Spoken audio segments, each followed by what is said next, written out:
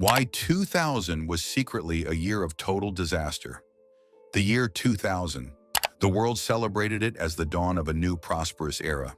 Fireworks lit up the sky from Sydney to New York. Remember all that panic about the Y2K bug? Yeah, that fizzled into a global punchline almost overnight. For a brief shining moment, the future seemed limitless, powered by a booming new digital economy and the relative peace of a post-Cold War world. The parties were epic. The optimism was infectious. But while the champagne was flowing, the foundations of our 21st century world were already cracking. In the boardrooms of dot-com giants, in the cold depths of the Barents Sea, and in a heavily guarded port in Yemen, three stories were unfolding, stories that would signal the true disastrous nature of the year to come. Number 1. The new economy. The story of the year 2000 really begins with a promise of a new kind of economy, one that wasn't bound by old-school rules like profit and loss. This was the dot-com era. Spurred on by the explosion of the World Wide Web, investors poured billions of dollars into pretty much any company with a .com at the end of its name.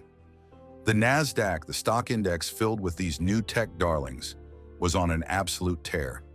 It had climbed from just 750 points in 1995 to a dizzying, unbelievable peak. Companies with no profits and sometimes no real products were suddenly worth billions. All you needed was a good idea, a website, and a willingness to burn through cash to get eyeballs. Pets.com, a company that would become the infamous poster child for the era's excess, was just one of many promising to change everything. They were all backed by venture capital and this feverish belief that this time things were different. On March 10, 2000, the party hit its absolute peak. The NASDAQ Composite Index closed at an all-time high of 5,048.62. It had jumped an incredible 85% in just 1 year. To the true believers, it was proof of a new golden age. To the skeptics, it was a bubble of historic proportions, stretched to its breaking point. They didn't have to wait long to be proven right. The fall was coming, and it was going to be brutal. Meanwhile, other forces were at play around the globe. In Russia, the military was desperate to prove it was still a global power. Its Northern Fleet was gearing up for its largest naval exercise in over a decade, a massive show of force in the Barents Sea. The crown jewel of this fleet was the K-141 Kursk, a nuclear-powered submarine. Launched in 1994, it was a 154-meter-long Titan designed to hunt American aircraft carriers. To its crew in the Russian Admiralty, the Kursk was a symbol of national pride. They called it unsinkable. And in the Middle East, the United States was flexing its own naval muscle. The USS Cole, a guided missile destroyer, was one of the most powerful warships afloat. In the fall of 2000, it was on a routine deployment, steaming toward the Persian Gulf, a clear projection of American power in a very volatile region. Three different worlds: high finance, Russian military pride, and American naval power. Each was at the absolute peak of its confidence, and each one was on a direct collision course with disaster, completely unaware of what was coming. Number 2, the crash and the coming storm. The first domino to fall was made of digital gold. Just days after hitting its peak in March, the market started to tremble. A few big tech companies missed their already wild earnings projections. The Federal Reserve nudged interest rates up, and suddenly investors remembered that money wasn't actually free. The panic started as a trickle, then it turned into a flood. By mid-April, the NASDAQ had tanked, losing 25% of its value in 1 week. The sell-off was on. The problem was simple, really. Many dot-coms were built on pure hype, not revenue. They were burning through millions in advertising. Get this, over 20% of the ads during the 2000 Super Bowl were from dot-coms with no clear way to ever make a profit. When the investor cash dried up, they had nothing left. Companies that had been worth billions on paper were suddenly worthless. The market continued to slide for the rest of the year, erasing trillions in wealth and shattering the myth of the new economy. As the financial world began its slow-motion crash, the Russian Northern Fleet was steaming into the Barents Sea. On August 10, 2000, the Kursk set out for war games.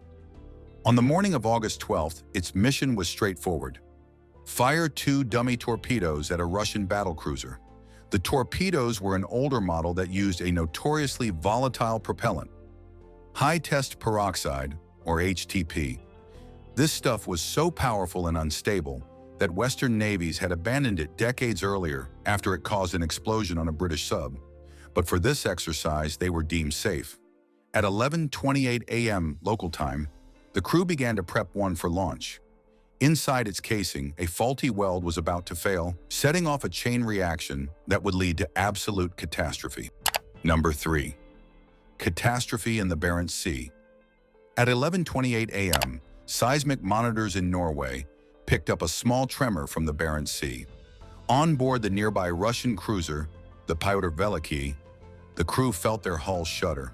They reported it, but the report was dismissed as just part of the exercise. They were wrong. On the Kursk, leaking HTP from the faulty weld had reacted with a catalyst, causing the practice torpedo to explode inside its tube. The blast, superheated to over 2,700 degrees Celsius, tore through the forward torpedo compartment, killing the crew there instantly. But the horror was just beginning.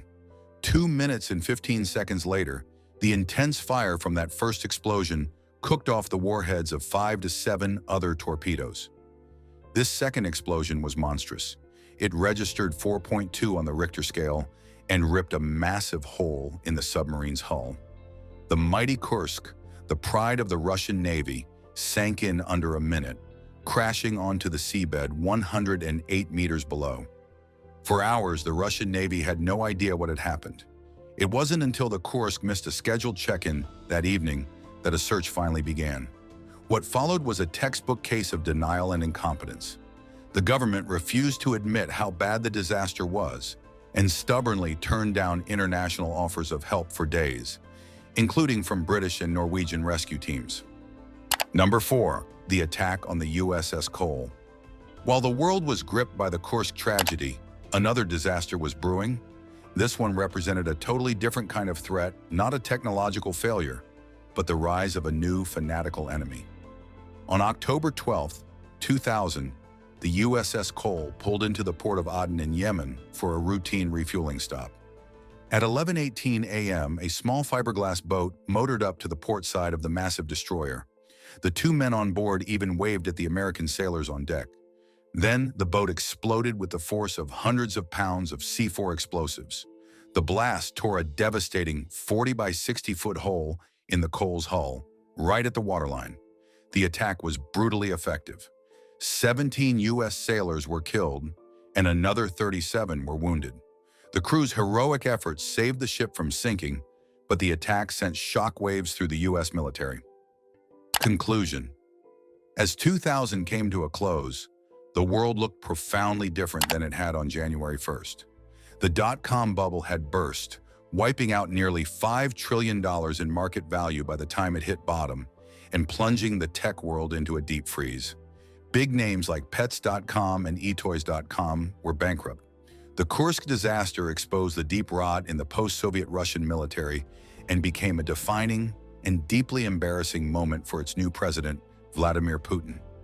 It signaled a new era of information control in Russia, where the state's image mattered more than human life, and the bombing of the U.S. Cole was a bloody prelude to the defining conflict of the 21st century.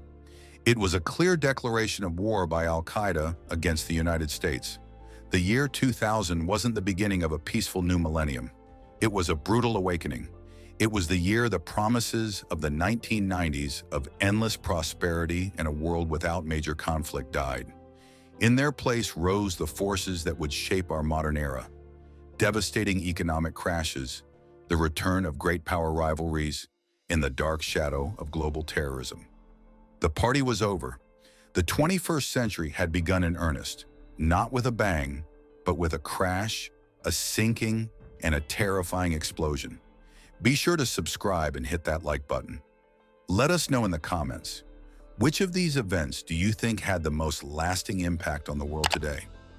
And for more stories about the disasters that shaped our history, check out our other videos. Thanks for watching.